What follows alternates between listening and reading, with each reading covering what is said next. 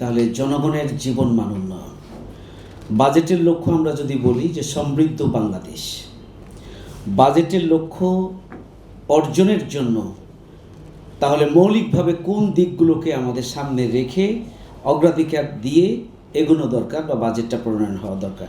সেক্ষেত্রে কর্মসংস্থান, বেকারত্ব দূরীকরণ অগ্রাধিকার পাওয়া উচিত, দারিদ্র্য বিমোচন অগ্রাধিকার পাওয়া উচিত, আর আমাদের কৃষি খাত, যে খাত বাংলাদেশের যে ভূখণ্ড, এই ভূখণ্ডের প্রতিটি ইঞ্চি জমিনকে আমরা আগামী দিনে স্বনির্ভরতা অর্জনের জন্য একটা বড় একটা মাইলফলক আমরা পরিকল্পনা নিয়ে অগ্রসর হতে পারলে আমরা সেই দিক থেকে আরও সমৃদ্ধ হতে পারি, অর্থনৈতিক দিক থেকে আমরা সমৃদ্ধ হতে পারি। আমাদের বিপুল সংখ্যক ম্যান পাওয়ার, ইয়াং জেনারেশন, আমাদের নেক্সট প্রজন্ম আমাদের দেশের সবচেয়ে বড় চ্যালেঞ্জ, যেটা অর্থনীতিকে পিছনে টেনে আছে, এবং এখান থেকে মুক্ত হতে না পারলে বাংলাদেশ কখনোই মুক্ত হতে পারবে না, আমরা যতটাই উন্নয়ন করি না কেন। সেটি হচ্ছে দুর্নীতি। এই দুর্নীতি পুরো বাজেট প্রক্রিয়ার সাথে যে দুর্নীতি, এটার বাস্তবায়নের সাথে যে দুর্নীতি এবং এটার সামগ্রিক খাতে যে দুর্নীতি, এই দুর্নীতি থেকে বাংলাদেশকে যদি আমরা মুক্ত করতে না পারি তাহলে বাজেটের আয়তন বাড়বে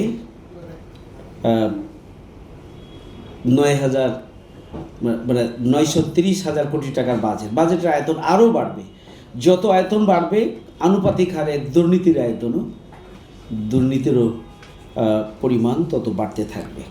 এটা আমাদের খুবই দুর্ভাগ্য, কিন্তু আমি মনে করি নতুন বছরের বাজেটে দুর্নীতিকে কমিয়ে আনার জন্য সুনির্দিষ্ট প্রস্তাবনা আমাদের পক্ষ থেকে থাকা উচিত বলে আমি মনে করি। অপচয়, এটা আরেকটা দুর্নীতিরই একটা পার্ট আমি মনে করি। অপচয়ের রোধকল্পে একটা দিক নির্দেশনা দুর্নীতির পাশাপাশি আমাদের বাজেটে থাকা উচিত। আমি বলছিলাম যে আমাদের আগামী দিনের বাজেটে প্রস্তাব থাকা উচিত যে পরনির্ভরশীল এবং বৈদেশিক ঋণ নির্ভর যে আমরা বাজেট করছি, এবং কত বড় বাজেট, এটা যেন একটা ক্রেডিটে পরিণত হয়েছে, দুর্ভাগ্যজনক। আত্মনির্ভরশীল জাতি হিসাবে যদি পৃথিবীর মানচিত্রে মাথা উঁচু করে দাঁড়াতে হয়, নিজেদের অর্থনৈতিক সমৃদ্ধি অর্জন করতে হয়, তাহলে এই যে ঋণ নির্ভরশীলতা, এটাকে কমিয়ে আনার জন্য পর্যায়ক্রমে একটা লক্ষ্যমাত্রা থাকা উচিত যে আমরা বৈদেশিক সুদভিত্তিক ঋণ নির্ভরশীলতা আমরা কত বছরে কিভাবে কমিয়ে আনব। আমরা এখন এই দিকে আমাদের কোনো নজর নাই। আমাদের বাজেট কত বড় হবে সেদিকে নজর, বৈদেশিক ঋণের উপরে আমাদের নজর, দেশের ব্যাংকিং খাতকে খাত থেকে সব টাকা নিয়ে সেই ঋণ বৃদ্ধি, সেটা আমাদের নজর। কিন্তু নিজের পায়ে দাঁড়ানোর জন্য একটা লক্ষ্যমাত্রা নির্ধারণ করে সামনে আগানো দরকার। সেই ব্যাপারেও আমার মনে হয় না যে এই বাজেটে সেই ধরনের কোনো নির্দেশনা গভর্নমেন্ট দিতে পারবেন। তবে আমাদের পক্ষ থেকে আমরা যে বাজেট আলোচনা করছি সেক্ষেত্রে আমাদের এই নির্দেশনা থাকা উচিত। এক্ষেত্রে আমি মনে করি দেশীয় সম্পদের অনুসন্ধান এবং উৎপাদন, এটা আমি সময় কমের কারণে এটা ব্যাখ্যা করছি না, এই দিকে আমাদের ইনভেস্ট থাকা দরকার। এই বাজেটে এদিকে দিক নির্দেশনা থাকা দরকার এবং বরাদ্দ থাকা দরকার এবং এদিকে গুরুত্ব দেওয়া দরকার।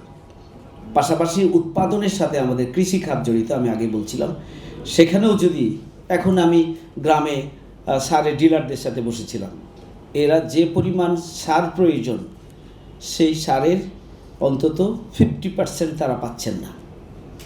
তো তাহলে যদি সার না পায় তাহলে উৎপাদন বন্ধ হবে। তাহলে সরকার কোন দিকে গুরুত্ব দিবে? আবার সার যে দেয়া হচ্ছে না সেই কথাটাও কিন্তু ফলো করে সরকারের কোনো সচিব অথবা কোনো জেলা প্রশাসক এটি বলতেও পারবে না যে আমাদের সারের সংকটের কারণে এই সমস্যা তৈরি হচ্ছে।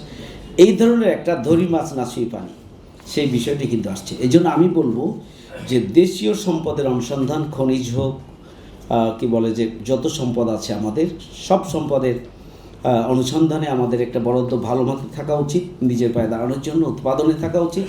বিশেষ করে কৃষি এবং শিল্প খাতে নিজের পায়ে দাঁড়ানোর জন্য আমাদের বরাদ্দ বাড়ানোর একটা দিক নির্দেশনা থাকা দরকার বলে আমি মনে করি। এরপরে আমি বলছিলাম যে আমাদের আমিরে জামাতও সংসদে বলেছেন আমরা শিক্ষা এবং স্বাস্থ্য খাতকে অগ্রাধিকার দিয়ে আগামী বাজেটকে পুনর্গঠনের জন্য জামাত ইসলামীর পক্ষ থেকে নির্দেশনা থাকা দরকার বলে আমি মনে করি।